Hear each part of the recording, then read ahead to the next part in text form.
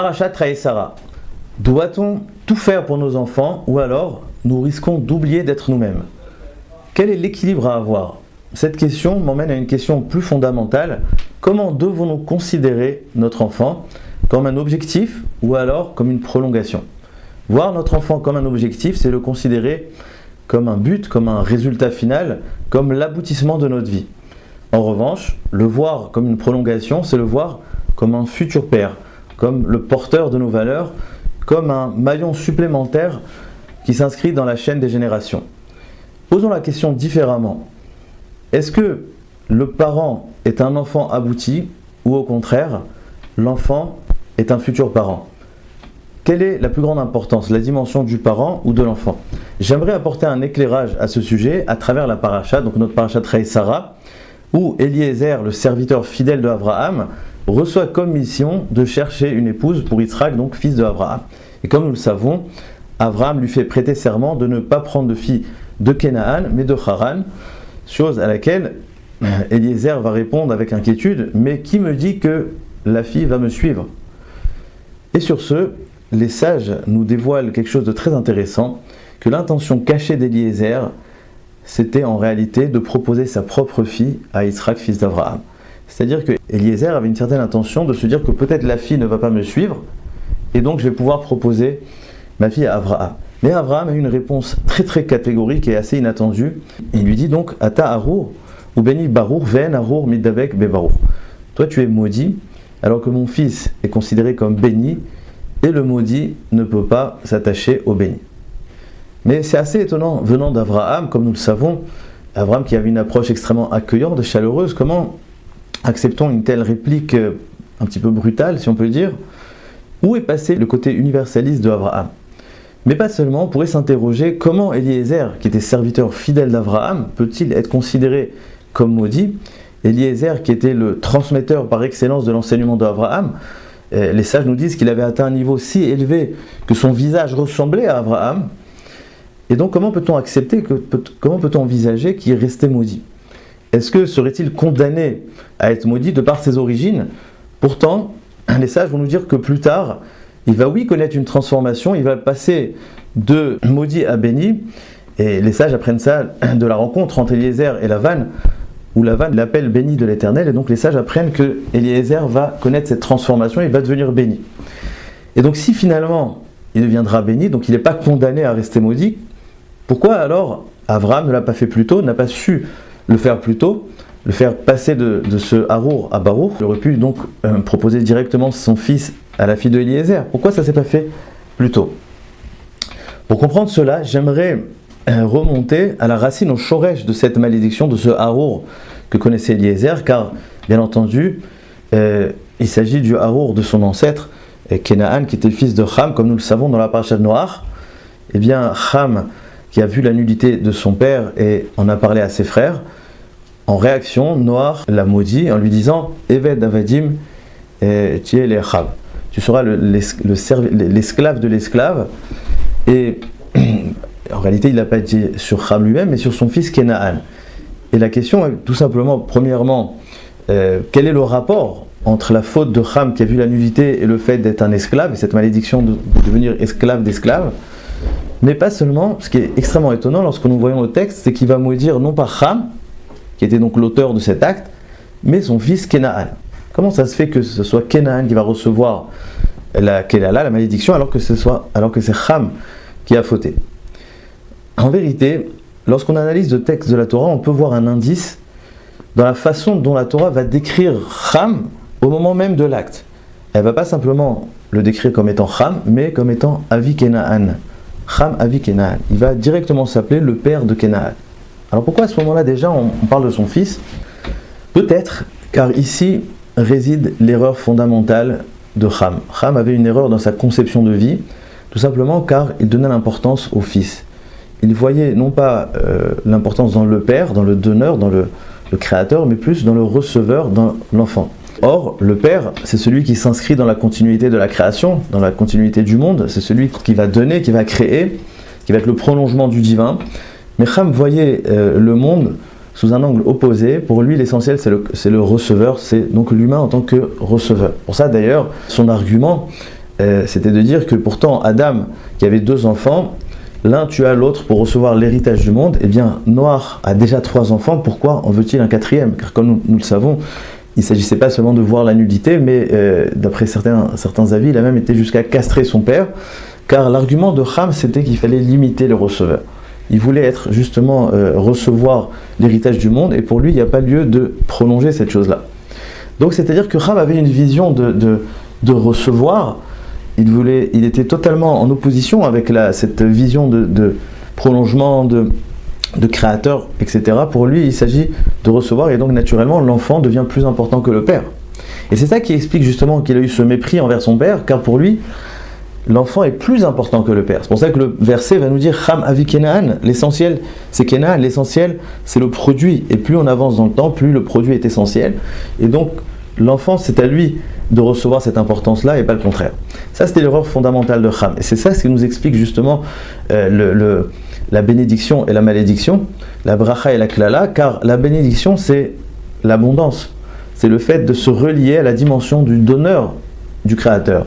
C'est s'inscrire dans la continuité du monde. C'est ça ce qui nous amène la bracha. C'est ça l'origine de toute bracha, c'est justement de se relier au côté donneur du Créateur. Alors que Ham, lui qui avait cette conception de donner l'importance au receveur, eh bien c'est exactement le contraire de la bracha. C'est ça ce qui amène la klala, c'est le fait justement de limiter la création, de ne pas donner une suite, un prolongement, mais de mettre l'essentiel dans celui qui reçoit.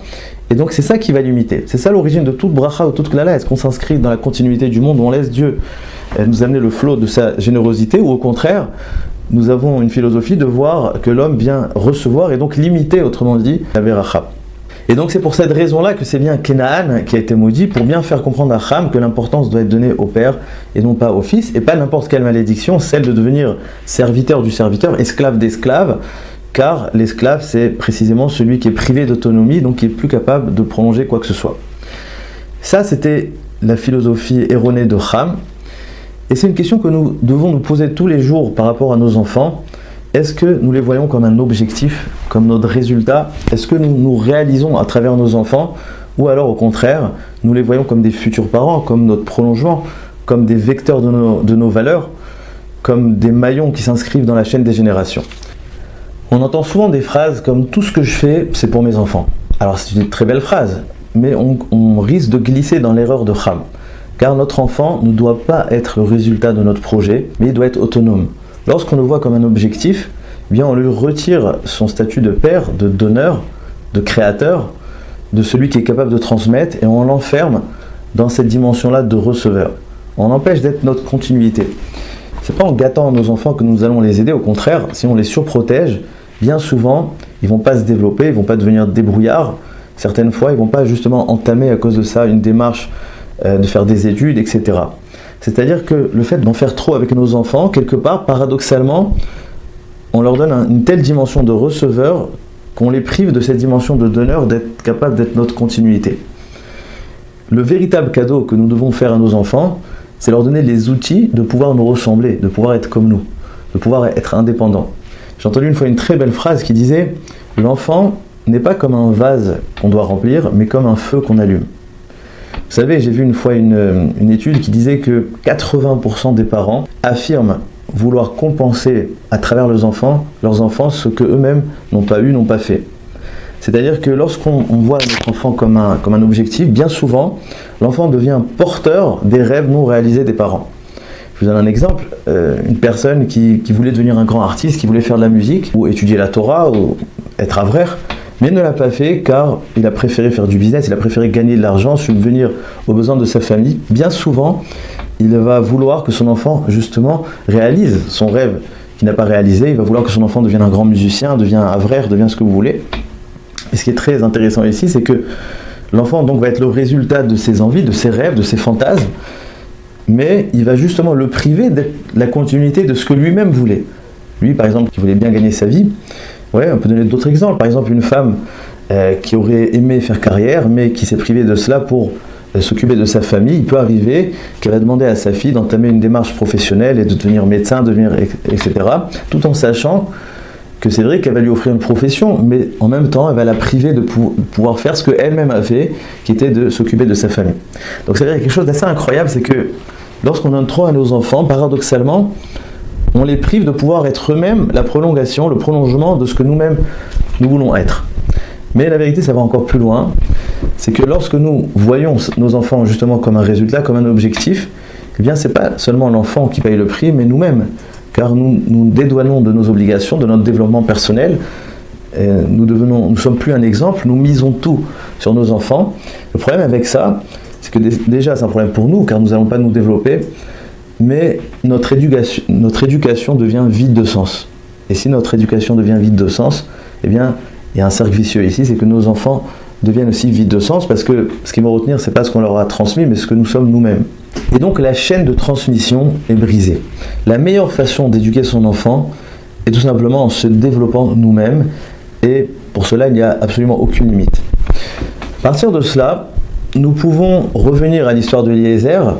Nous avons posé la question, qu'est-ce qui a créé la transformation chez Eliezer de Arour à Barour, de maudit à béni? Eh bien en fait, il avait beau être le serviteur fidèle d'Abraham, il avait un niveau très élevé en Torah, etc., mais tout cela ne l'a pas aidé justement à faire ce passage-là de maudit à béni, tout simplement pour la raison que nous avons dit, car il était encore le serviteur d'Abraham. Il n'était donc pas autonome, et il avait beau être le transmetteur par excellence de l'enseignement d'Abraham, mais tout tournait autour d'Abraham. Et donc il n'avait absolument pas d'autonomie, il était là pour servir Abraham, et à partir de ce moment-là, il est dans la continuité de Ham de Canaan, où l'enfant s'enferme justement dans une dimension de receveur, et donc il est totalement dépendant de son maître. À partir de ce moment-là, tant qu'il est dans cette dimension-là, il sera toujours maudit. Qu'est-ce qui a généré cette transformation? Eh bien, c'est cette histoire précisément du Shidour de Yitzhak. C'est le premier moment où Eliezer va prendre des initiatives. Il va même en rajouter, il ne va pas se suffire d'exécuter tout simplement ce qu'on lui a demandé, mais lui-même va prendre des initiatives. Par exemple, on sait que c'est lui qui va demander à Hachem de lui emmener un signe. Comme nous savons, l'histoire des chameaux, etc., c'est l'initiative de Eliezer. Et pas seulement, on voit dans les versets que c'est lui, par exemple, qui a été aussi chercher une fille de la famille d'Abraham. Abraham ne lui avait absolument rien dit, il lui avait simplement dit de Haran et pas de Canaan. Eliezer donc va en rajouter, va dire à Dieu qu'il cherche une fille de la famille d'Abraham, chose qui a certainement facilité l'acceptation de la part de la famille donc de Lavan. C'est-à-dire qu'on voit Eliezer a pris soudainement des initiatives. Il s'est défait un petit peu d'être simplement le serviteur totalement dépendant de son maître. Il a pris lui-même une certaine autonomie dans cette démarche-là, des initiatives. Et cette chose-là, c'est précisément cela qui va le faire passer de maudit à béni. Mais alors si nous avons posé la question, comment ça se fait qu'Abraham n'a pas su voir ça, ne l'a pas aidé à faire cela? Pourquoi Abraham n'a pas voulu finalement, oui, donner Yitzhak à la fille de Eliezer? Eh bien, on peut proposer une réponse très intéressante, c'est que si Eliezer avait pris Yitzhak pour sa fille, eh bien il serait resté encore une fois dans ces dimensions de receveur. Et donc il n'aurait pas pu créer cette transformation. Donc Abraham, bien qu'il était accueillant, bien qu'il était universel, voulait justement aider Eliezer à sortir de ce harour-là.